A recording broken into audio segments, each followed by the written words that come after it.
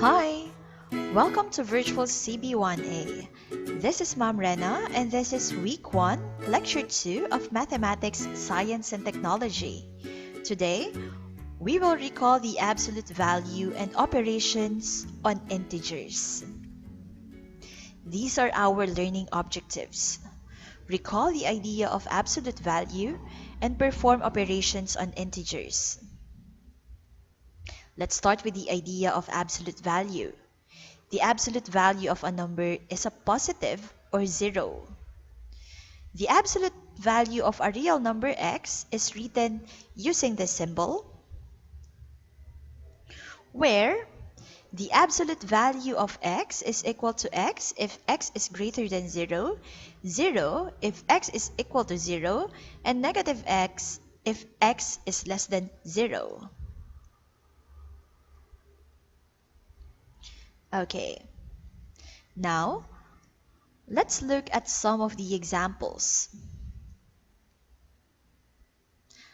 Let's evaluate each expression. We have absolute value of 15, absolute value of 0, and absolute value of negative 100. Let's look at the rules again. For the absolute value of 15, we will follow the first rule. It is x if x is greater than 0. Since 15 is greater than 0, we are going to copy the value inside the absolute value symbol. So the answer is still 15. For the second example, we are going to follow the rule 0 if x is equal to 0. Our value inside the absolute value symbol is 0. Therefore, our answer here is 0. For the absolute value of negative 100, we will follow the third rule. Negative x if x is less than 0. In this part, let's multiply the value inside our absolute value symbol, which is negative 100, by negative 1. Negative 1 times negative 100 is 100. So the answer for C is 100. To make it more simple, everything that comes out of the absolute value becomes positive, except 0, because 0 doesn't have a sign. Now, let's move forward to operations on integers. In this part, we will use the 4 fundamental operations: addition, subtraction, multiplication, and division. Let's start with addition. For case 1, when the number have like sign, add their absolute values and the sum has the same sign as both numbers. For example, 3 plus 5. Both of these numbers are positive, so we expect our sum to be positive as well. 3 plus 5 is equal to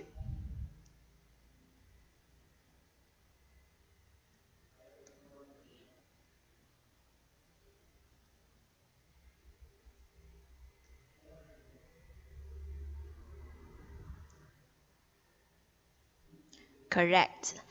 The answer is 8. Now let's look at the second example. We have negative 3 plus negative 5. What is the sign of the sum? That is correct. The sum should be negative, the same as both numbers. And then we have 3 plus 5 is equal to 8.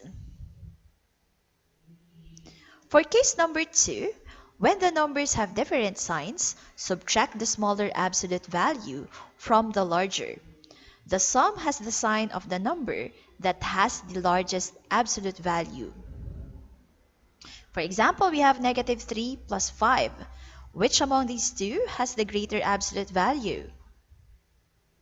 That's right. It is 5. So the sum should be positive. Then, perform subtraction. 5 minus 3 is equal to? Correct. That is 2. So our answer here is positive 2. Next, we have 3 plus negative 5. According to our rule, we should follow or copy the sign of the larger absolute value. The larger absolute value is 5, and it is negative. So the sum should be negative as well. And then perform subtraction. 5 minus 3 is equal to 2. So the answer here is negative 2. Now let's have subtraction. For subtraction, we are going to follow 3 simple rules. First, keep the value of the number to be subtracted from or the minuend. Change the operation from subtraction to addition. And finally, change the sign of the number to be subtracted or the subtrahend to its opposite. Let's look at this example. We have 6 minus 9. So we are going to keep the value and the sign of our minuend. So this is still going to be 6. Next, let's change the operation to addition. And then, change the sign of 9. It should be negative 9 now. After that, all we have to do is to follow the rules in addition. Look for the greater absolute value and copy the sign, and then perform subtraction. We are going to end up with negative 3. Okay? Now let's go to the next example. We have 6 minus negative 9.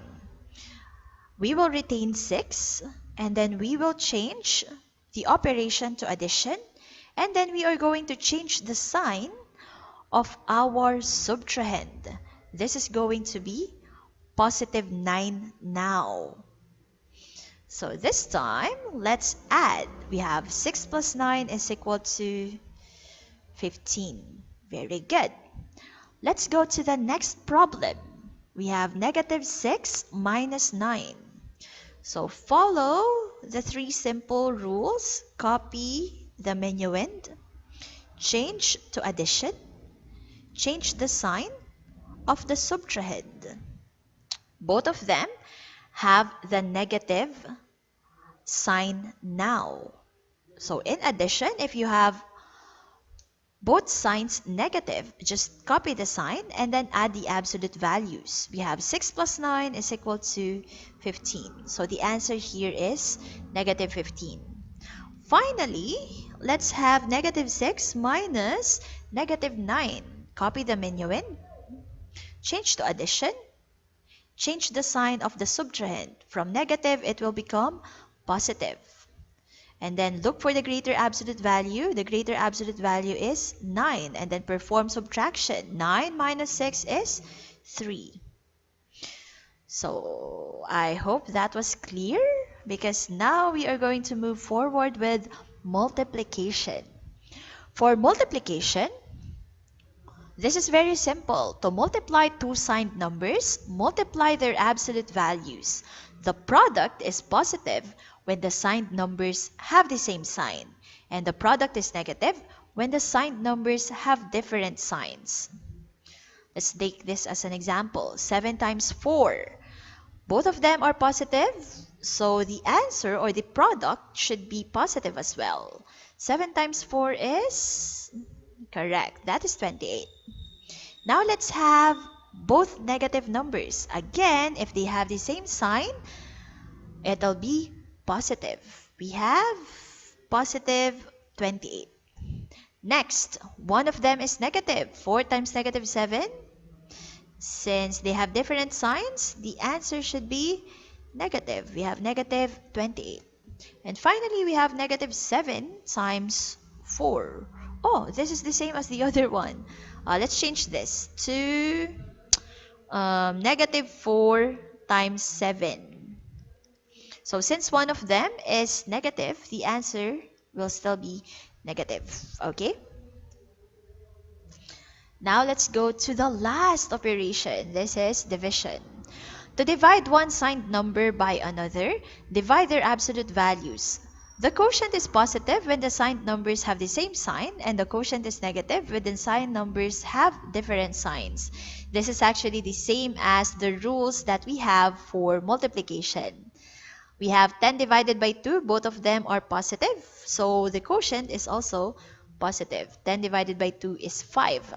Next, both of them are negative. The quotient is positive because they have the same sign. We have negative 10 divided by negative 2 is 5. Next, we have negative 10 divided by 2. The answer should be negative 5 because they have different signs. Next, we have 10 divided by negative 2. Again, this is negative 5 because they have different signs. Okay, this is the end of our lesson.